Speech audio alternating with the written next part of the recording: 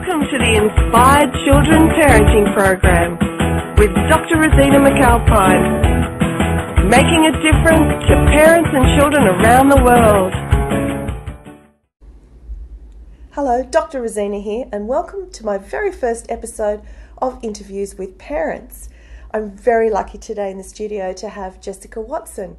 As you all know, I've been working at the University of San Diego for a while now, and I was very fortunate to meet Jessica in one of her classes. She's doing a master's degree in peace and justice here at the University of San Diego, and I met her in her social entrepreneurship class. And when I spoke with her, I heard about amazing things she's doing with her children that I really wanted to share with you. So I just want to say, welcome, Jessica. Thank you, Rosina. First thing I wanted to ask you is a little bit about when your parenting journey began. My parenting journey began when when my mother had me. She had me when she was 16. And through her, I kind of understood a different world. That is that parenting is very difficult as a child. And my mother was nothing more than a child when she did have me. And I decided at that point when I was younger to basically make sure that I was prepared to be a parent. That's great. So your mum had you very young. Correct. And what you saw was that was a difficult journey at that time. So what did you do then? Here you've got this experience that you wanted to be a parent one day, but what did you do then to prepare yourself for parenthood? Well, before having children, I actually started I pursued college courses in child development, despite the fact that it had nothing to do with my degree, which was government and international relations. So mostly, like I said, it was outside of the standard courses, but I took them because of parenting. That's amazing. So you had a vision for parenthood that went well beyond just having the experience of being a child and being parented. You thought, well, I want more than that. So what were the kinds of courses that you did? Well, some of my favorite courses that I took were child literacy, language and child literacy, and child development, as well as taking basic courses in understanding science and how the cells divided and became a parent and a person itself. That's awesome. So you've done quite a lot of research. So let's start with that science, with how cells divide and become a person. What was the thing that sort of stood out to you the most there? Well, most of the things that stood out to me actually stood outside the course. It actually started with Bruce Lipton. And some of the stuff that he speaks of when cells divide and become communities of cells, and then actually resemble the community that we live in, and that really engaged my thoughts and how I basically should create my daughter's community around them and create my community around my daughters, because it was really important to me to establish a community that was loving and caring. I love that. I love Bruce Lipton's work, and as you know, he was one of the first contributors to my first book, Inspired Children. Yes. And he talks about preconception and preparing for parenthood, and so we've had very similar paths there. And one of the things he talks about is a parenting partnership, and as you said, a community. So who are you picking to be the people that are going to raise your child? So that was something that was very important to you, picking the right community and the right place for your child to come into. One of the things that I did do in order to prepare for that community was establish an area basically that I knew that would be most helpful for my children for education.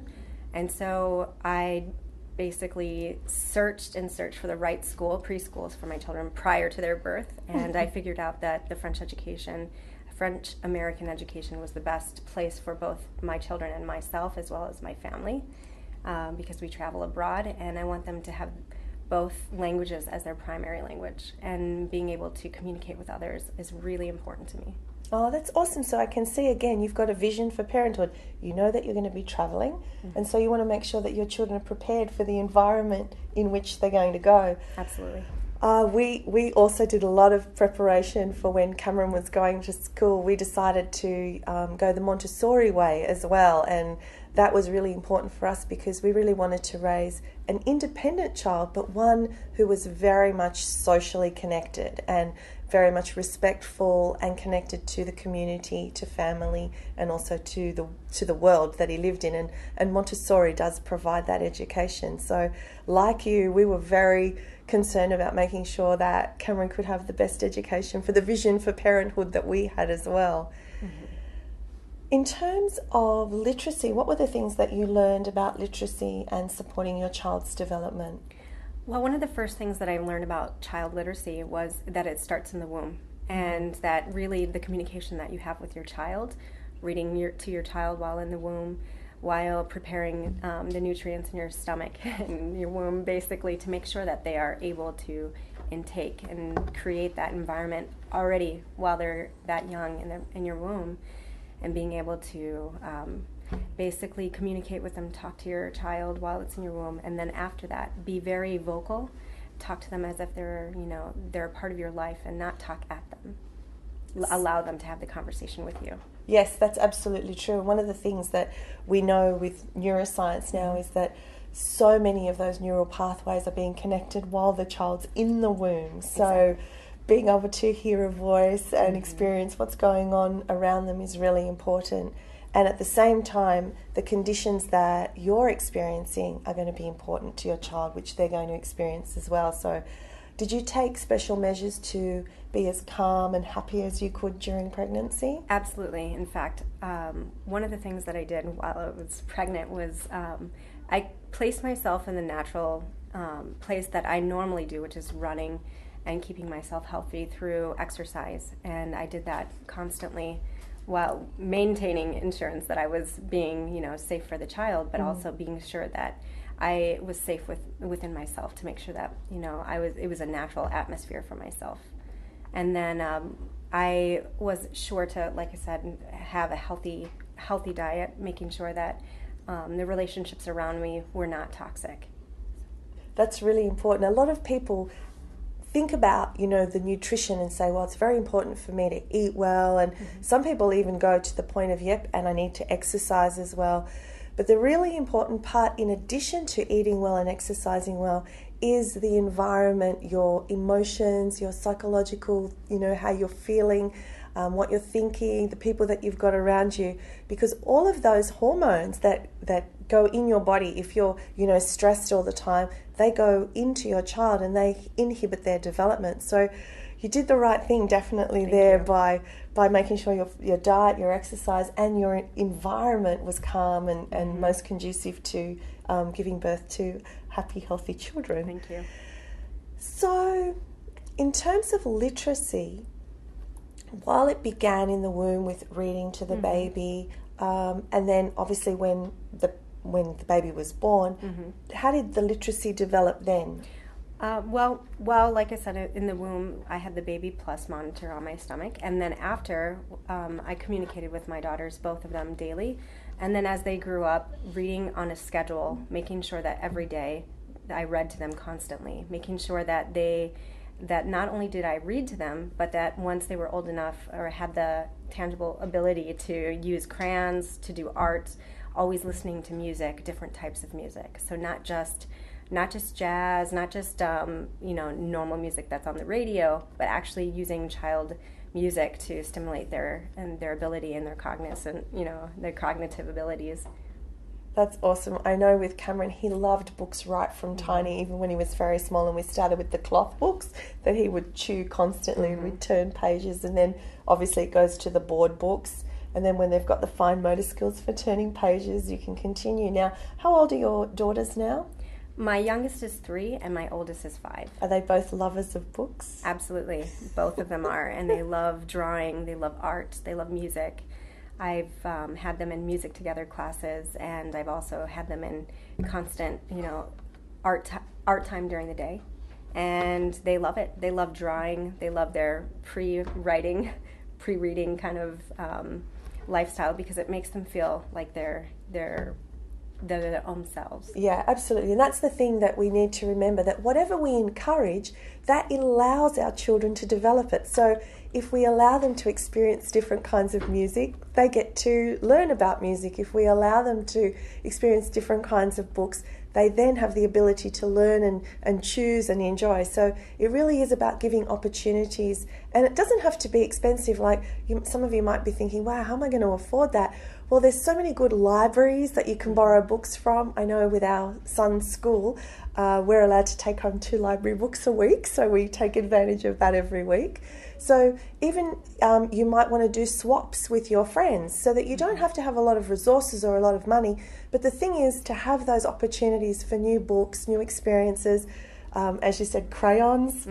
Crayons, colored markers, there's little markers nowadays that you can actually, that for the kids that have need to develop their fine motor skills, they have palm crayons where you just, or not crayons but markers, where you slap them down.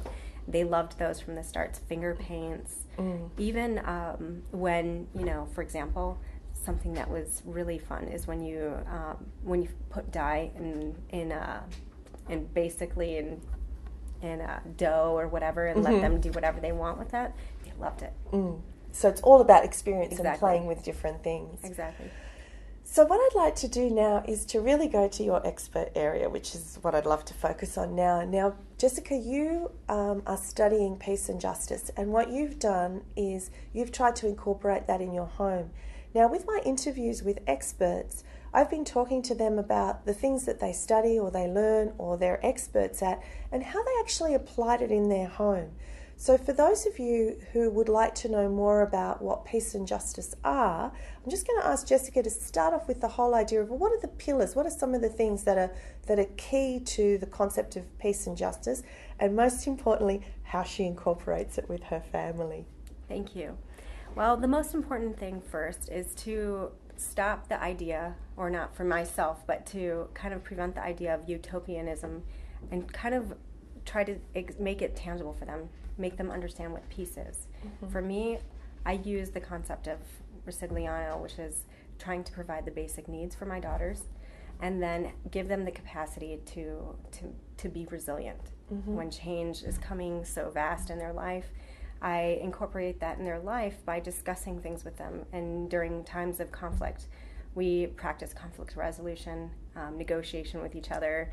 I know that sounds silly as a parent to hear an adult negotiate with their child, but in fact you give them the tools to negotiate with their friends when they're arguing, and you give them the ability to have a dialogue rather than screaming and yelling. I love that, and I think that's one of the most important things that my whole program is built on, and that is that we as parents are there to support our children, to give them life skills. Exactly. And those life skills might be reading, writing, communication, how to eat well, and in particular I'd love to hear more about this conflict resolution. Let's face it, do you know any child that that doesn't have conflict in their life, even when they're tiny? And the whole idea of sharing, conflict arises in those days, and why would we expect that children will be able to learn conflict resolution if we don't show them how? So I'd love to know more about how you have taught your children conflict resolution. Can you give me some examples of what you do? Okay, so one thing that I try to do, for example, is when a child they don't understand why a child is being mean to them, or why a sister is being mean to them. Then I say to them, can you tell me why you think that they might be angry with you, and why she's screaming at you, why she might have taken that toy from you? And we talk about how how a toy might be a part of their identity, and how they think that that's theirs, and that therefore when you take that toy, you're taking away from their identity. And like I said, I know I talk adult to them, but they get it. They understand.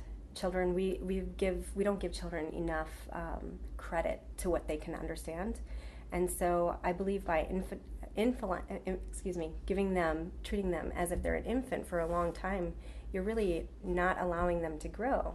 I think that's absolutely true, and we have an example from the other day exactly with that. When I've been sharing about nutrition with our son for a really long time, so we use adult words. We talk about protein, we talk about carbohydrates, and then we unpack that. And the other day, he was playing a game in the family. You know the one where you put the headband there and there's something at the top and you have to guess what it is? And he started off with, am I a food? And so they said, yes, you are. He actually had a chicken up there. And he said, am I protein? Nice. That's how my daughter is too. And so straight away he could go chicken, cow, and he got it straight away because he had a category of protein. So you've got this whole idea of identity. So now, of course, your child's going to say, what do you mean by identity, Mum? What does that mean? And we have that as well with Cameron. We'll use words that he'll then go, but Mum, what does that mean, protein, or what does that mean? So how did you explain identity? Like, how did you explain that when you were talking about identity with your children?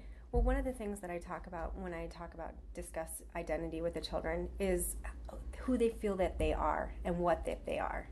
Not what I think they are, but who they feel they are. And for example, I try to teach them empathy. Yes. And I try to teach them when you have empathy for somebody else and you accept their identity for who they are, you're proving to them and you're proving to yourself that you're okay with yourself. Because by accepting them, accepting your friend's identity, then you are who you are and you're okay with it. Your self-esteem is going to grow positively rather than negatively. Excellent. So they have an idea that identity is all about their self-concept and how they see themselves. Exactly. And that's another one that I talk about a lot because I feel we've got so many children that they're looking externally for their identity, and that's dangerous. As soon as you start looking externally, because some person might go, wow, I love you. I love the way you look. I love everything that you do. And then someone else might go, that doesn't suit me at all. So where do you stand if you don't have an identity, if your identity is external? So I love that you give them this concept of this is who I am and this is how the world might or might not see me, but this is who I am.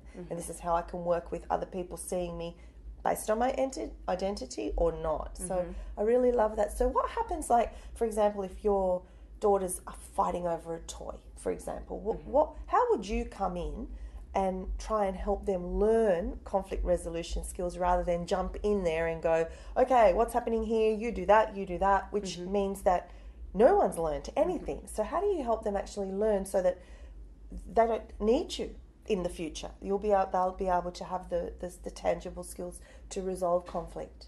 Well, immediately I get on their level. I go eye to eye with both of them. So instead of being the adult standing above them, I come down to their level. And I try to look them in the eye and I ask them, is this how we resolve our problems? Is this how we resolve our issues when we're upset?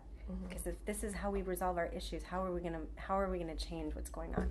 How are we gonna get what we want without having a problem here? And that's basically it. I love that. We at home with Cameron, I always, when he's really upset about something or trying to resolve something, I say, what's step one? And he says, take a breath, be calm. So that's what I've just got this, what's step one and then what's step two. And we always start with, being aware of the situation, which is what you're doing. So step one is take a breath, be aware. In other words, is this how we're going to resolve it or is there a better way? Okay, excellent. So what would be after you've questioned, okay, so you're upset, how are we going to resolve this? What's the next step for the kids? After that, what we try to do, both my husband and I, is to talk to them about what's going on, why they're so angry about the toy, whatever it is that they're discussing. And then by that time, I ask them, would you think it was fair or just if you take that from that person? And then you really wanted that. I said, how would you feel if she took that from you? And so I try to implement the concept of empathy and understanding where she's coming from when you take a toy from her. But it becomes even more difficult when it's a child that's outside of your home. Yes. And you have to work on trying to teach your daughters, or in your case, your son, how to deal with another child who doesn't have the conflict resolution skills. That becomes the more challenging position. It absolutely is, and I've got so many examples like that as well. And that's where I always talk to Cameron about being a leader and not a follower. Absolutely. And trying to really lead through kindness and through courage and through what's right at the moment, rather than following what might not be right and what might not feel good to him inside him. But I really love that you're focusing on empathy, because I think when you ask those questions, children can really relate to it. The other day, Cameron was he was eating something and there was part of it that he didn't like, and so it's rare for him to do this, but he did. He picked it up and put it on the floor, and I was like, Cameron, you've just put something on the floor. He said, oh, it wasn't good. I didn't want to eat it. And I said, well, that's okay that you didn't want to eat it, but where does it go? And he knows exactly where it goes. Anyway, he refused to pick it up. And so I said to him, how would you feel if Daddy threw one of your toys on the floor? How would you feel about that? He goes, I wouldn't like it at all.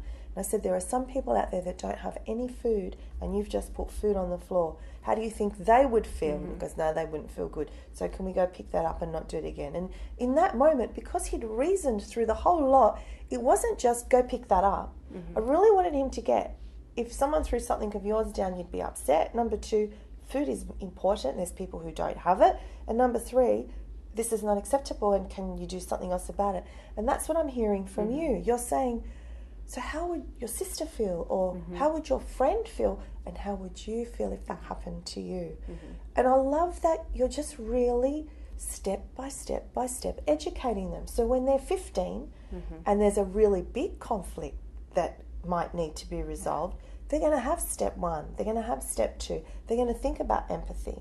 That's just really, I just love what you're doing. So step by step they're going to get more skills, aren't they? Absolutely. At it.